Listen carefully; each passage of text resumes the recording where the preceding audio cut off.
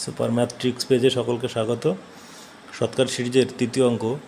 কোনো জিনিসের দাম বা কোনো একজন ব্যক্তির বেতন যদি প্রথমে 10% বৃদ্ধি পায় এবং পরে যদি আবার 10% কমে যায় বা হ্রাস পায়, তাহলে মোটের উপর কত হ্রাস বা বৃদ্ধি ঘটবে। এই অঙ্কটা আমরা কীভাবে করব? এর আগে করেছিলাম দুটোই কমেছে বা দুটোই বেড়েছে, এখানে একটা বেড়েছে একটা কমেছে। একই সূত্রটা শুধু অ্যাপ্লাই করার এটা দেখে নিন। এটা হচ্ছে প্রথমে 10% বৃদ্ধি পেয়েছে, তাহলে +10, পরে 10% হ্রাস পেয়েছে, তাহলে -10।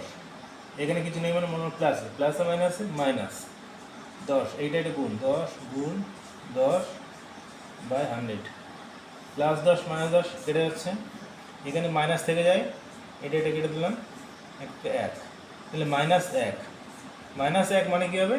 1% হ্রাস পাবে। যদি মাইনাসে থাকে তাহলে কমে যায়, আর যদি প্লাসে থাকে তাহলে বৃদ্ধি পায়। যেহেতু আমাকে +10 -10 কেটে গেছে আর এখানে কাটাকাটি করে -1 রয়ে গেছে, সেক্ষেত্রে এখানে 1% ওনার হ্রাস পাবে। ওই জিনিসের দাম মোটের উপর 1% কমে যাবে। ধন্যবাদ।